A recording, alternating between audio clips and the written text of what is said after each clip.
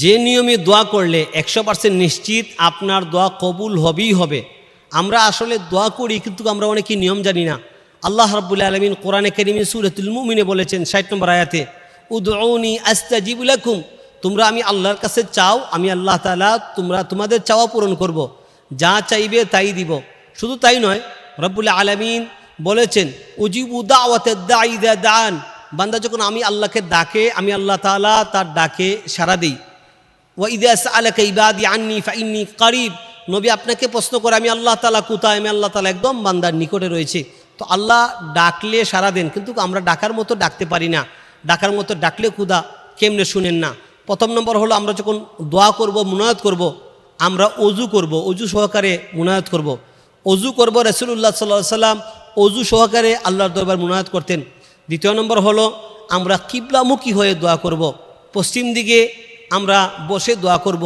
তৃতীয় নম্বর হলো, আমরা দোয়া করব, দোয়ার আগে ইস্তেগফার পড়ব, আস্তাগফিরুল্লাহ আস্তাগফিরুল্লাহ ওয়া আস্তাগফিরুল্লাহ মিন কুল্লি যামবি ওয়া আতুবু ইলাইহি লা হাওলা ওয়া লা কুওয়াতা ইল্লা বিল্লাহিল আলিয়্যিল আযীম, আমরা ইস্তেগফার করব।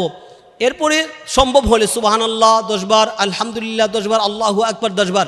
রাসূলুল্লাহ সাল্লাল্লাহু আলাইহি সাল্লাম বলেছেন, কেউ যদি সুবহানাল্লাহ 10 বার, আলহামদুলিল্লাহ 10 বার, আল্লাহু আকবার 10 বার বলে আল্লাহ তাআলার দরবারে দোয়া করে, আল্লাহ তাআলা তার দোয়া খালি হাতে ফিরিয়ে দেন না। এরপরে আমরা দুইটা হাত উঠাবো। অনেকে হাত উঠানোর মধ্যে ভুল করেন, অনেকে এইভাবে হাত উঠান, অনেকে এইভাবে হাত উঠান, অনেকে এইভাবে হাত উঠান।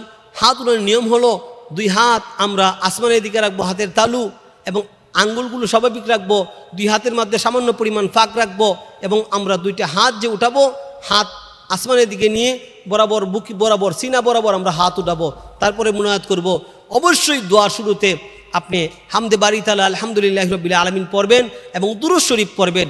রাসূলুল্লাহ সাল্লাল্লাহু আলাইহি সাল্লাম বলেছেন, ইন্না দুআ মাওকুফুন বাইনাস সামাই ওয়াল আরদি, যখন মানুষ দোয়া করে আসমান জমিনে দোয়াদা ঝুলন্ত থাকে, হাত্তা তুসাল্লি আলা নবিক, যতক্ষণ পর্যন্ত না রাসূলের উপর দুরূদ শরীফ পড়া হয় ততক্ষণ পর্যন্ত দোয়া কবুল হয় না, দোয়া ঝুলন্ত থাকে।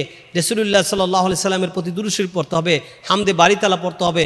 এরপরে আল্লাহর কাছে চাবেন। দোয়া করতে গিয়ে আস্তে আস্তে দোয়া করা আদব। প্রত্যেকটা শব্দ সম্ভব হলে 3 বার পড়া, সম্ভব হলে আরবিতে দোয়া করা, কারণ এটা পছন্দনীয় ভাষা।